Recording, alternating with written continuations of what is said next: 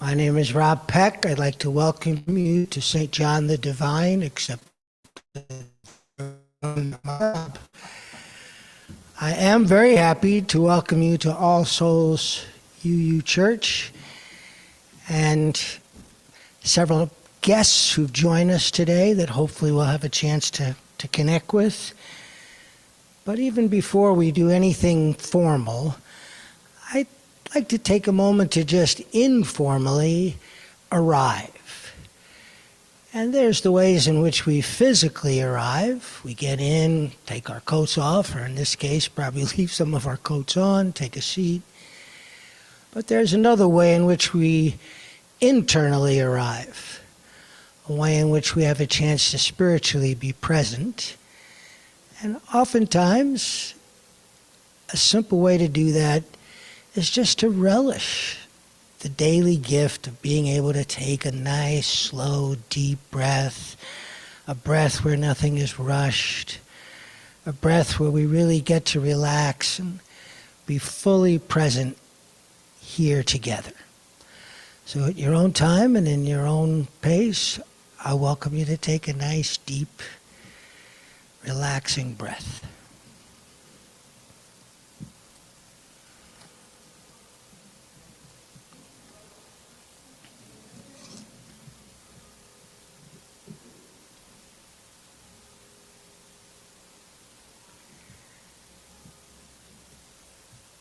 And happily, there's even bells to accompany our breathing because we've coordinated everything here at All Souls. If this is your first time here, it's really a joy to have you with us. And a simple tradition that we often incorporate is just to greet each other in the four directions. In other words, people who are across from you, in front of you, behind you, but to just take a moment to connect. I think it was Ian Forrester who wrote "Only Connect." But to just look around, have a chance to say hi. If it's people who are new, this is a chance to be friendly and greet them warmly.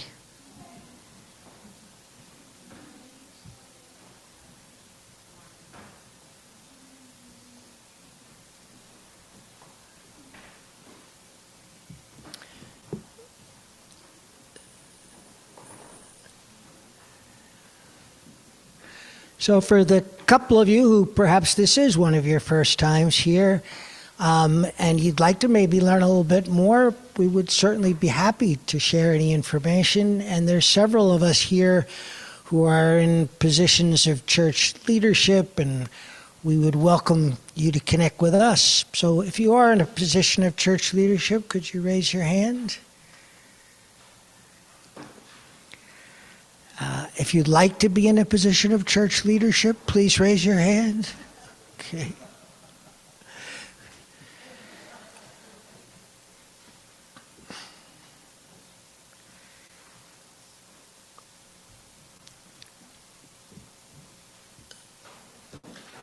So one of my favorite moments of really knowing I've arrived is when I'm able to really take in the music of the prelude. And this morning we have the double blessing of the person who is our guest minister and our constant mensch, Jim Levinson, who will share this morning's prelude.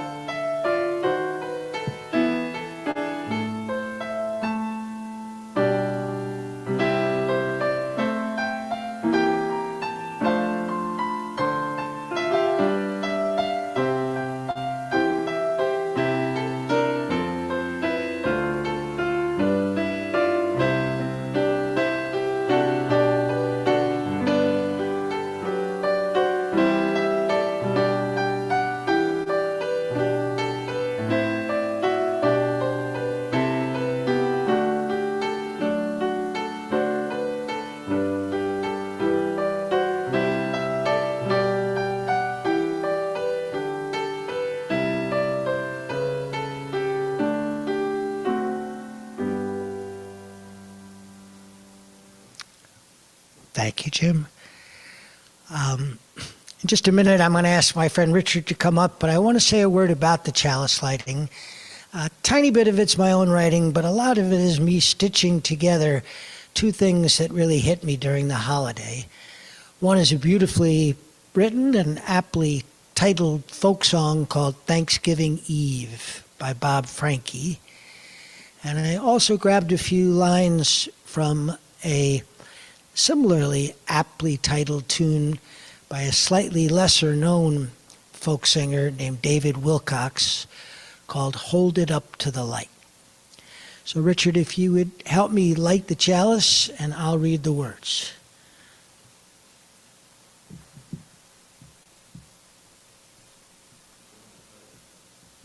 Thank you.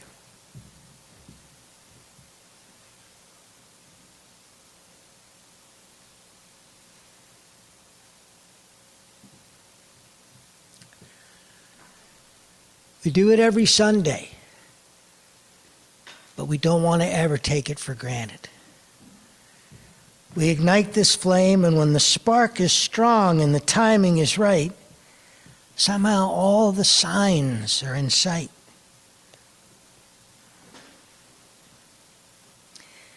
And just like that, the light can fade. And in the shadow, no one knows what's to come. But the gift to accept every moment as a gift is a grace that is given to some. When the flame falters, it's easy to feel scared about all that's at stake. But if we wait around for someone to give us a vision, will we ever have reason to trust our faith? Torches can light the path or burn down the fields. Hidden in the darkness are sorrows enough for the whole world's end. And there are no guarantees but the grave. Still the sparks that we kindle and this time we choose to spend, these are treasures too precious to save. We'll now sing hymn number 349, We Gather Together.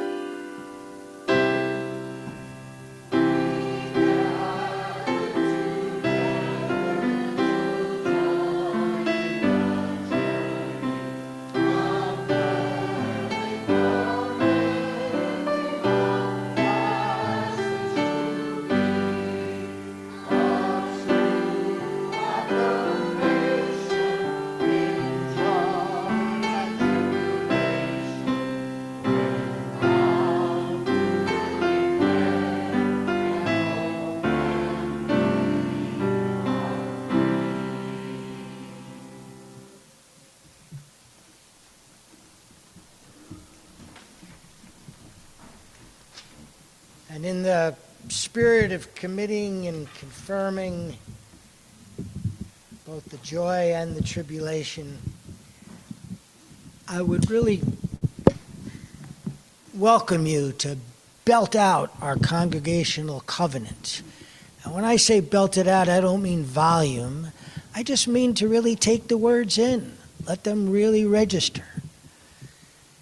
They are a small way of putting into writing ways in which we really find our common strength and purpose.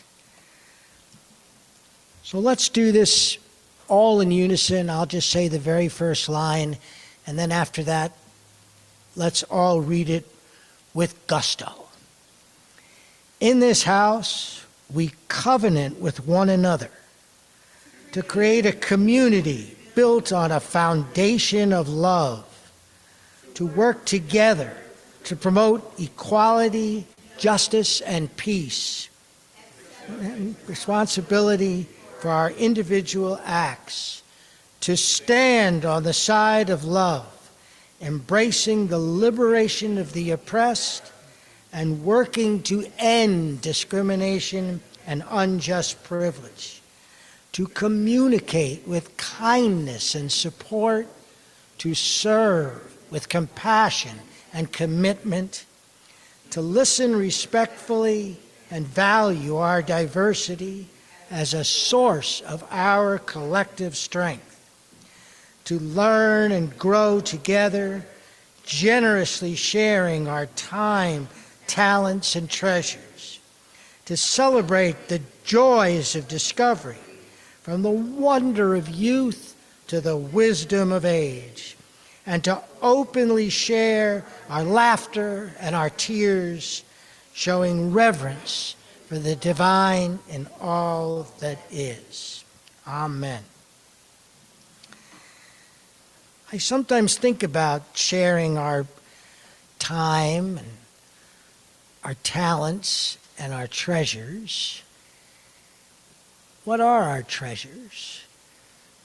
Some of them are material, some of them are invisible. It's that line in The Little Prince where he says, it is only with the heart that one can really see clearly. And from a practical standpoint, this place isn't easy to heat. There's lots of just pressing practical needs to be as deep down generous as you can be. During the offertory, I think, Kit, you've got something planned with the choir, and maybe that can be additionally inspiring for folks to please be willing to contribute as much as they can.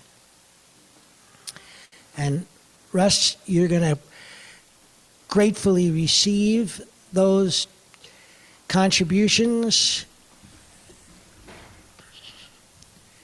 And Tamala is going to help you. What a team.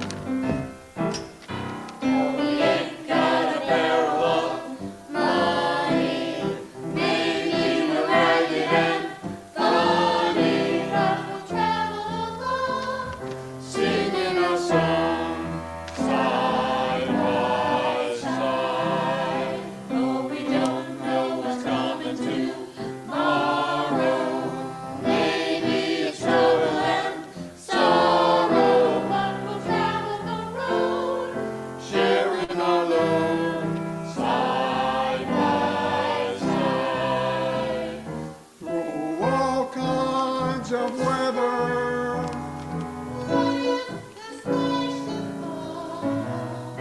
Just as long as we're together, it really doesn't matter at all. And we know that the frozen hearted will be the same as we started. Just a travel along, singing a song, side by side. Oh yeah, side by side. Doodly-doo-dah. Yeah!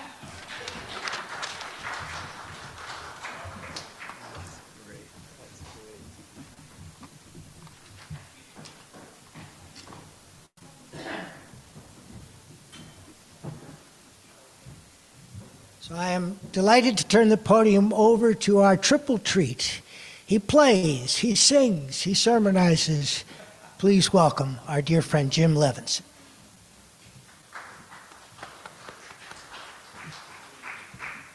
And how about that harmonica playing? And this is my first time experiencing Kit and the All Souls Pop-Up Choir. What a gift. What a wonderful, wonderful thing. My goodness. Have any of you heard of Vivek Murthy?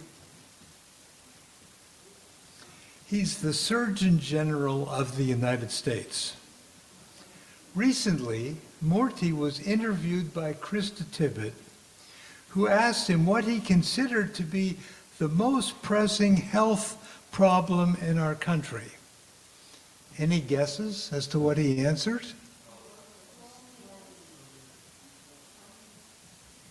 His answer was loneliness, the unmet need to build trusted relationships. Addressing this, the Surgeon General strongly believes, is key to improving the overall health of our national community. Loneliness, Murthy argues, is more than just a bad feeling. When people are socially disconnected, their risk of anxiety and depression increases. So does their risk of heart disease, 29%, dementia, 50%, and stroke, 32%. The increased risk of premature death associated with social disconnection is comparable to smoking daily, and may be an even greater than the risk associated with obesity. And Murthy talks about the importance of building a social infrastructure which, among other things, can provide children with a foundation on which to build a healthier society, a society which places a premium on the ability to give and receive love. At the end of the interview, Murthy shares with us a meditation that he offers regularly. Let me share it with you. Murthy says, just raise your right hand and place it over your heart and close your eyes. Let's do that. And Murthy says, think about the people who have loved you over the years, the people who have been there for you during difficult times, who have supported you without judging you, and who have stood by your side even when it was hard. Think about the people who have celebrated your moments of greatest joy with you, the people who saw your successes as theirs, the people who derived such pleasure and fulfillment from seeing you happy. Feel their love flowing through you, lifting you up, brightening your mood, and filling your heart. And know that that love is always there, even if they're not physically with us, because we carry that love in our hearts. And know that you are and always will be worthy of that love. It came to you because you deserved it. And now, open your eyes. What you felt in that brief meditation, that was the power of love. That is the power of social connection. That is our birthright. That's who we were designed to be and what we were designed to experience. All of us, regardless of what walk of life we're in, have the ability to shine a light on the bright spots, whether those are relationships that bring joy or movements in our community that are helping grow connection. It's where we choose to focus our attention. It's where we use our power to focus the attention of others. It ultimately determines whether we create more light in the world or more darkness. And Morty concludes, but I just want all of you to know, as I want my own children to know, just as I remind myself, that we are all worthy of love and connection, even in those moments when we feel that we perhaps aren't, even in those moments when we feel like we're the only one who might be struggling. The truth is, we are not alone. There are so many others out there who want what we want.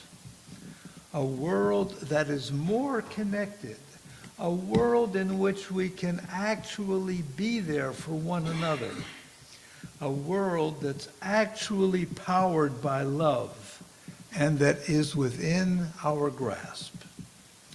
We only have to see it, to name it, and to start taking actions in our day-to-day lives to build that world and reflect those values.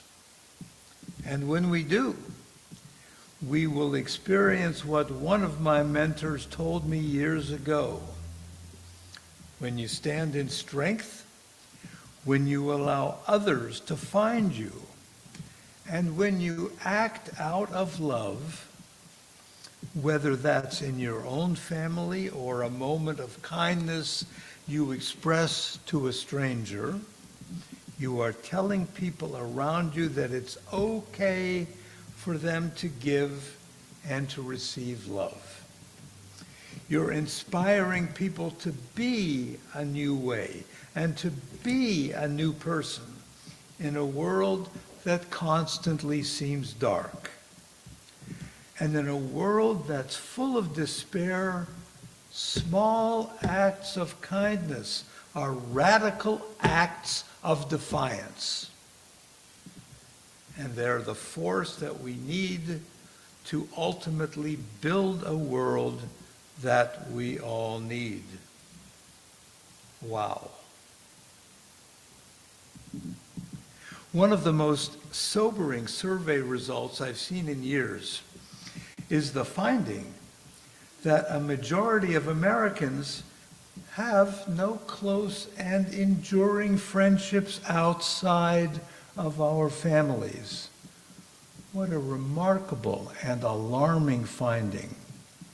Sure, families are important and often central to our lives, but to have no other deep friendships, to spend so much time alone, so much time in front of the computer screen or the television screen that there's no space for others, This is serious indeed.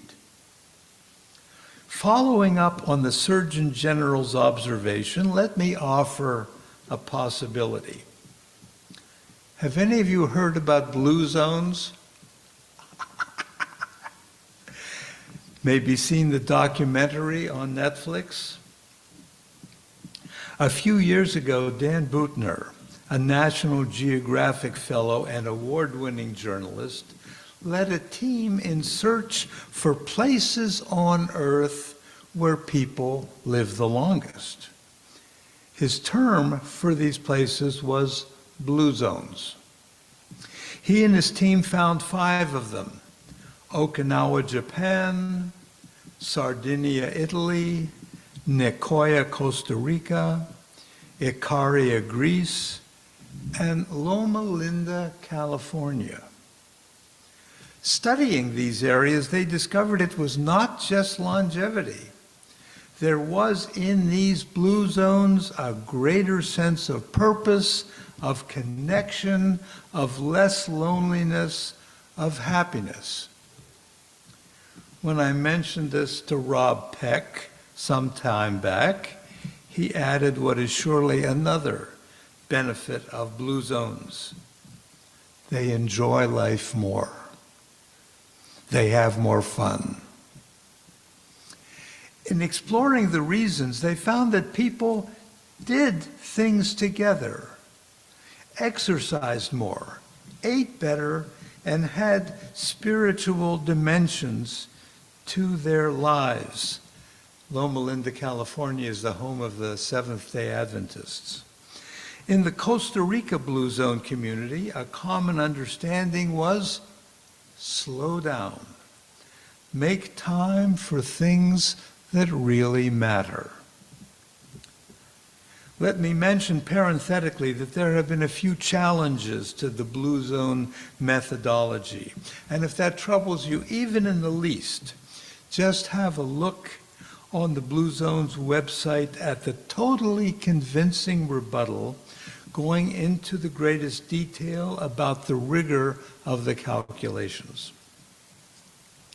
Buettner and his team then decided to try and create a blue zone. They picked a community in Minnesota, the town of Albert Lea, which was willing to give it a try, and did. One immediate step was to create groups wishing to walk together to develop friendships. Albert Lea initiated many of the recommendations found in Blue Zone thinking, which involved readjustments on an individual level as well as a community environment focus. The results, including 3 years of longer life, appeared very quickly. More towns in California and Iowa have decided to give it a go, which raises the question, could Greenfield become a blue zone? Longevity per se, although maybe a pleasant byproduct, need not be the primary motivation for initiating such a project. More important may be the connectiveness and the quality of life more than the quantity of years. And what can we do about this problem as individuals? Happily, in this All Souls community, there is far less need for creative solutions than in the country as a whole. But in case anyone's looking, here are 2 resolutions for the coming year that come to mind. The first is to resolve to open ourselves to one new friend, one person outside of our families, and I use the term open intentionally. Let us dare to make ourselves vulnerable to one additional person and encourage that person to be vulnerable with us. This may be hard to do, particularly for those of us who always seem to have something more pressing to do. For those of us who find it difficult to waste time with people. That's not a bad definition of friendship, the willingness to waste time with another.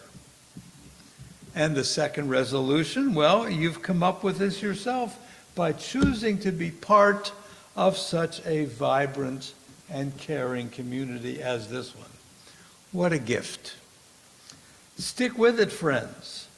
Imagine how the world would change if in the conversations that are taking place in this country, we made as many references to the communities of which we are a part as we do to ourselves.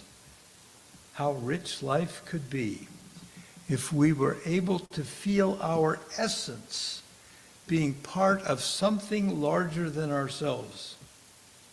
It's a pleasure and a privilege to be a friend of this community. Amen.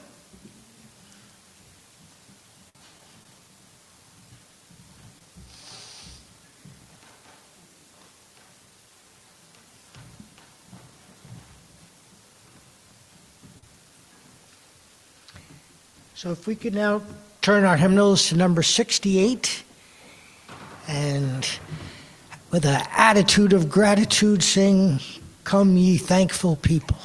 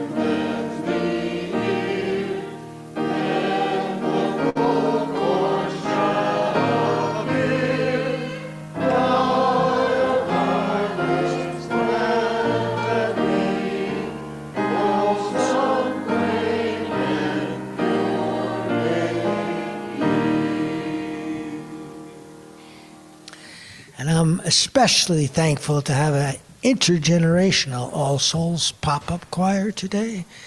Special thanks to Brock and Audrey for bringing their youthful vitality.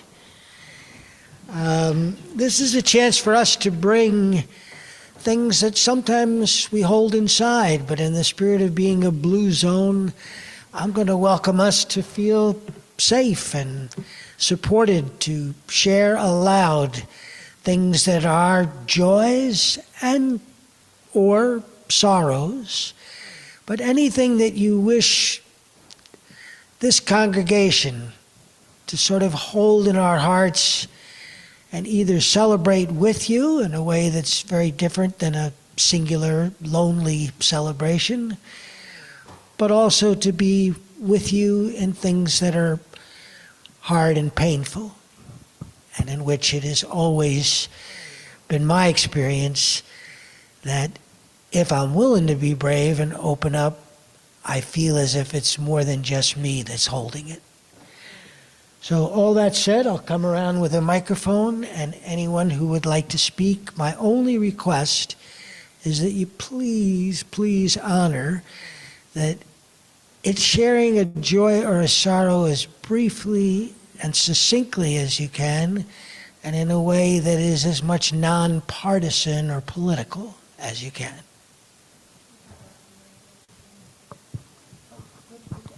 I'm happy to have Rocky be the one who goes around. Please.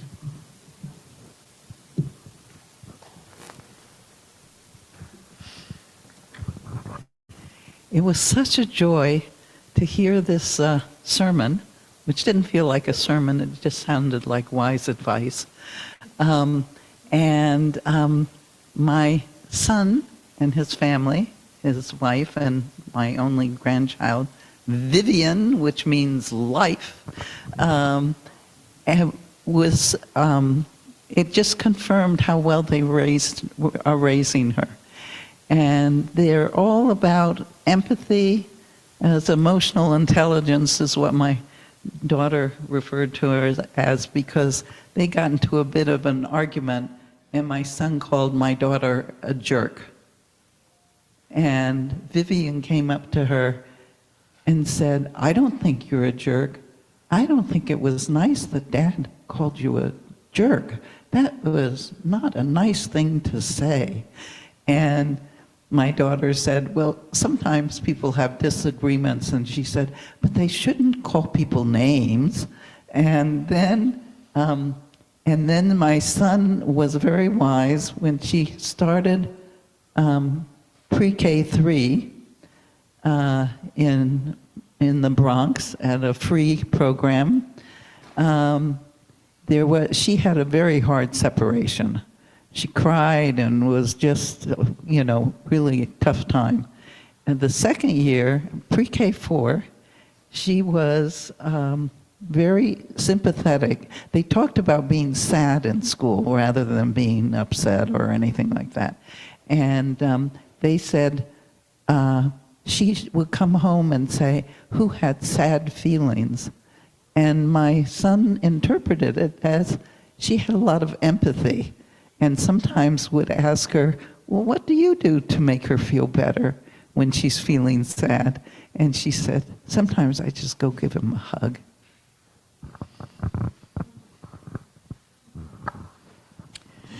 Good morning, I'm Sandra.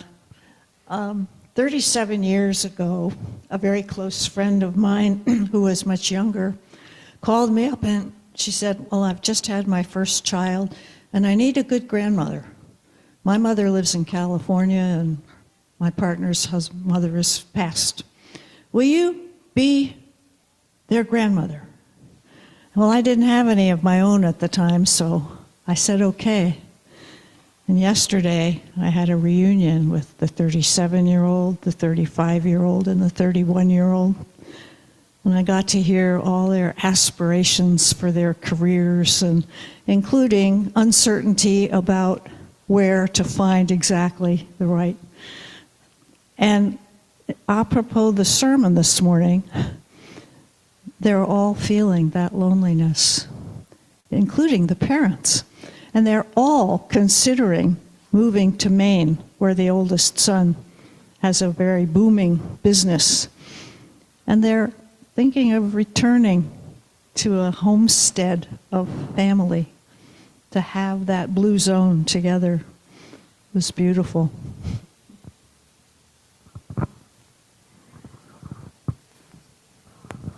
Hi, I'm Kate, and I would like to have a candle lit for Trudy Ralph, who is in the hospital. She's got COVID and a pulmonary disease.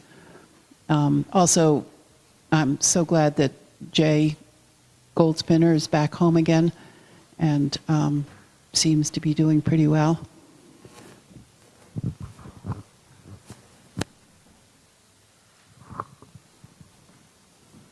Good morning. I'm Sarah.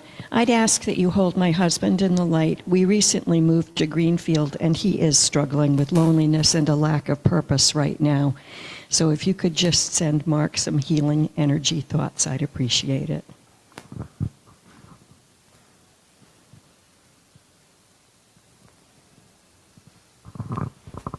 Hi, I'm Ray.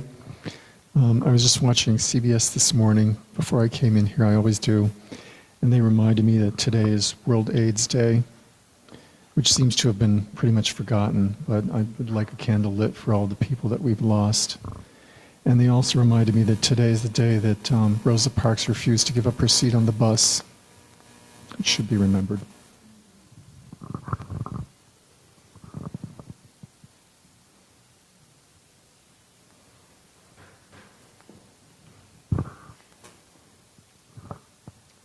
This is not actually my first time coming here, it's my second time coming here.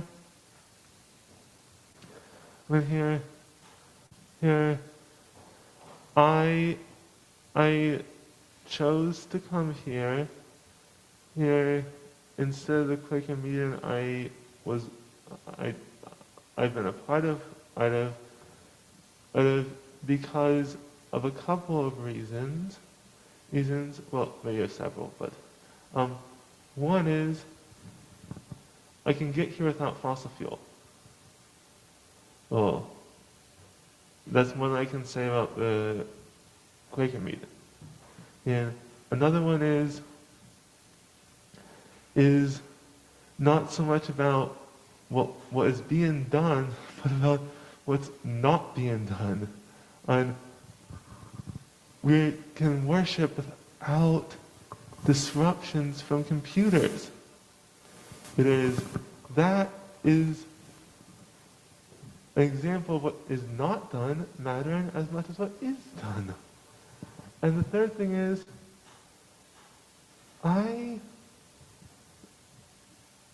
thought that there might be some benefit to Unitarians being less as prone to procrastination. That last one, I don't know if it's true or not. But, oh well. I didn't come for a period of time in between the first and second time because something happened to me. I'm not going to go into detail on that though. Thank you. Welcome. Morning. Oh, wow. Sorry. Morning. My name's Russ. I've been coming here for years. And my joy is that I came here for the Thanksgiving meal on Thursday. I didn't sign up to volunteer. I did help up with cleanup, but for the most part, I just had a place to be. I live alone with a bunch of other people. Some I recognized, some I didn't. Food was great. I finally finished my leftovers. And one of my recurring joys of being part of this congregation is the community.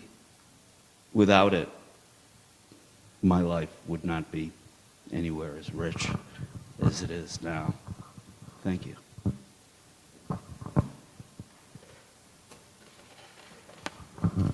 Good morning. My name is Tamala, and joy built on a sorrow. The sorrow is done, and my friends, 4 of them, Renee, Sarah, Willow, and Diamond, now have a safe, warm sanctuary to live in for the winter, and I just like to hold them and acknowledge that they are finally able to take a breath and relax and celebrate that joy.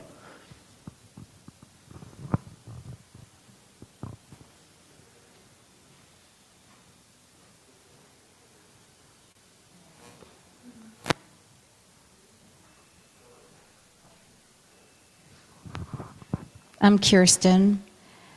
On Wednesday night, I learned that a dear friend, Logan McFadden,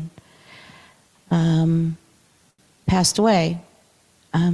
They were an amazing educator, farmer, activist, non-binary person whose life was cut short through reasons that I don't know. And I just thought I'd lift them up and pray that they are at peace.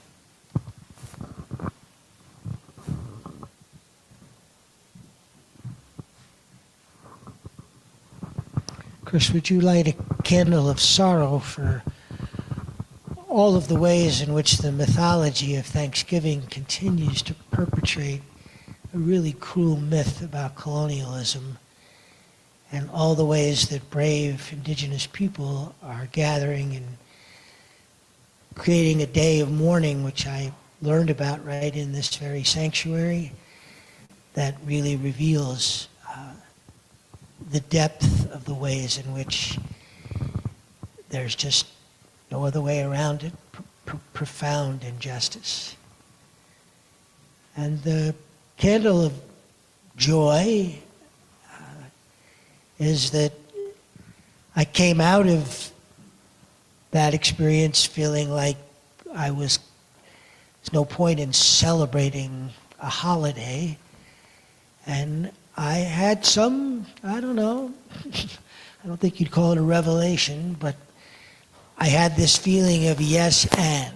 Yes, all that's true, and if being thankful is really my most core spiritual practice, that I could still spend time genuinely celebrating that we've got this day that's reminding all of us that it is a gift to give thanks. So it helped to balance things out.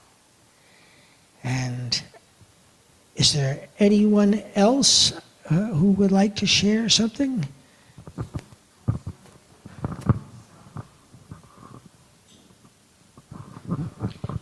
I'm Suzanne, and I want to share joy that Jim is here, and that Jim can hear that my candle lighting is for joy and love. I spent Thanksgiving with Claire Pearson and her daughter Hannah and son-in-law Henry and their two lovely children, and got to see Claire in a wonderful state of health and joy with her grandchildren. Last year when we were together at Thanksgiving, she was mostly in bed with migraines, and that was extending so long. So much joy for that. And the other people we were together, 16 people, like never before that big. The love expanded. And there were two gentlemen who were invited as friend of Henry's to come from Boston, and I had a few personal conversations with them. Just delighted to meet these lovely men in their beginning of their career, and one was originally from India and the other from Iran, and it was just a love fest the entire 2 days we spent together. So may the joy radiate out to everybody. And again, amen. Anyone else? That's a great idea. But apparently... Okay. Harlan would like to share a candle of joy, please, for Jim's suggestions for making Greenfield more open. Thank you all.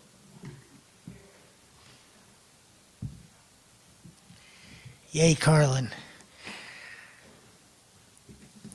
So now if you'll turn to your hymnal for hymn number 21, something that also has an incredibly apt title, For the Beauty of the Earth.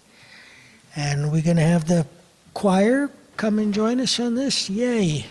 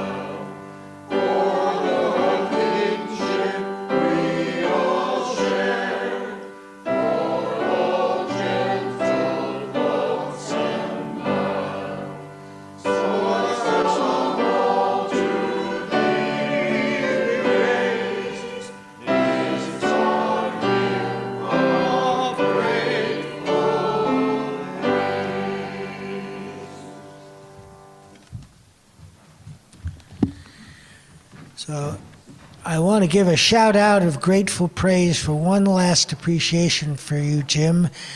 In addition to all the things I've already mentioned, Jim was the one who selected all the hymns for the program.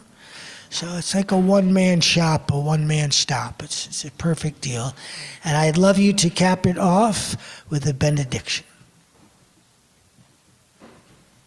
May the Lord bless us. Jim, you have to come here. They won't hear you on Zoom. You want to watch you canoe?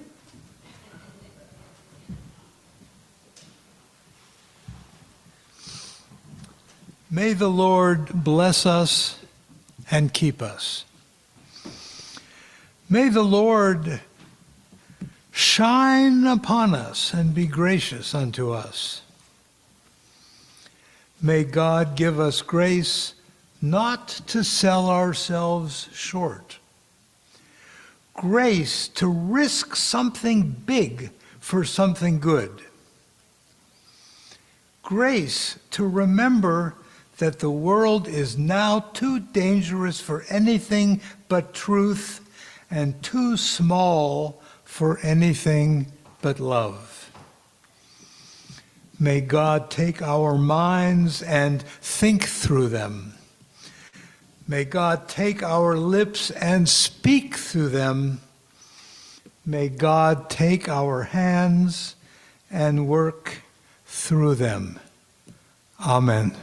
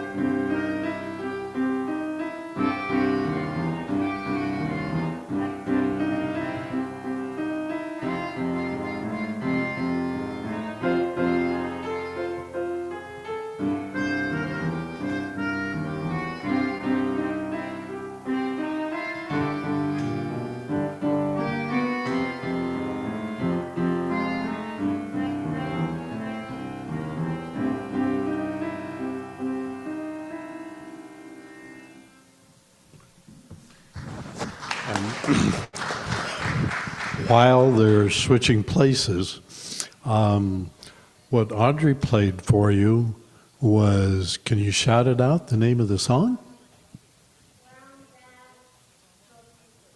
Yeah, the Brown Bag Boogie Blues. And the thing that some of you might not know about the blues is that even though there are many blues songs and they all have different names, they all use the same chord progression. And most songs have several different kinds of chords, but the blues has one chord. And most songs have many scales that they take their melody from, but the blues has one scale. So it's very accessible. And that accessibility makes it very possible for people to come together in a musical way. And if you know how to play the blues, you can go to any continent on the earth and find other people that also know how to play the blues with you.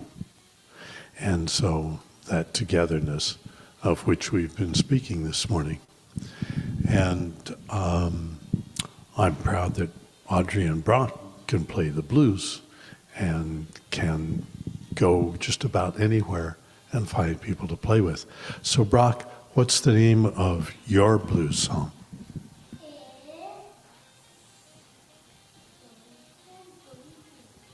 don't think anybody heard you. The Weekend Boogie Blues. There we go. Okay. The Weekend Boogie Blues.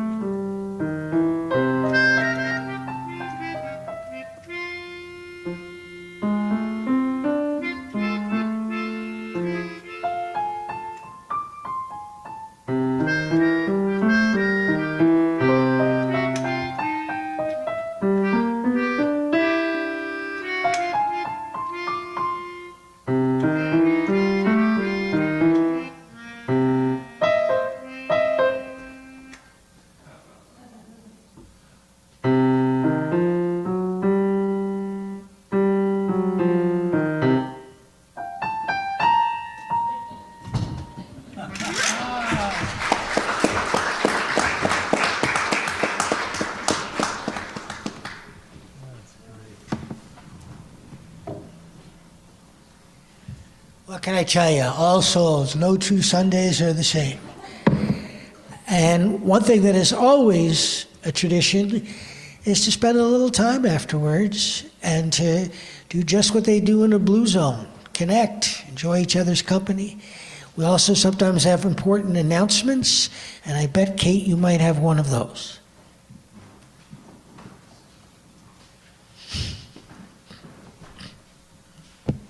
Service today, I hope you'll join us for coffee and snacks, but I really hope that you'll stick around and help to deck the halls with garlands and candles in the windows and raise a mitten tree that we can collect socks and mittens and scarves on, hats, and deck the halls this afternoon. Anybody else?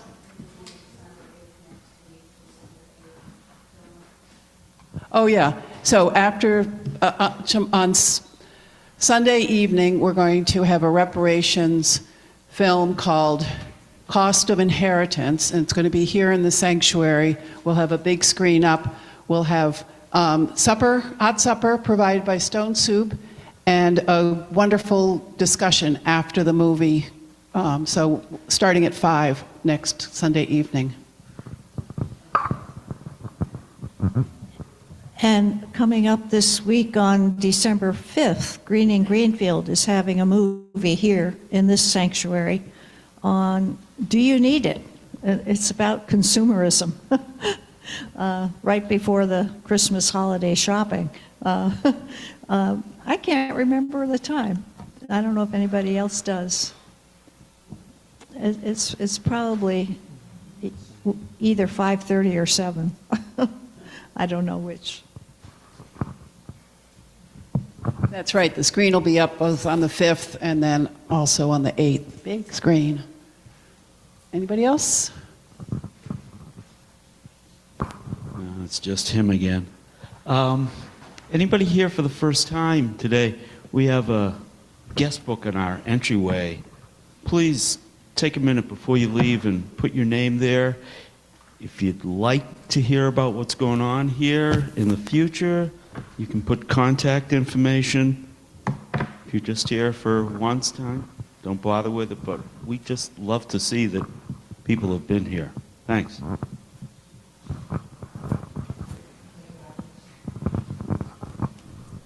In case there's not enough on people's plates, next Sunday, 3 p.m. at Greenfield High School, the Franklin County Community Chorus will be putting on its holiday concert. So. Any other announcements? Going once, going twice, sold, recess, class dismissed.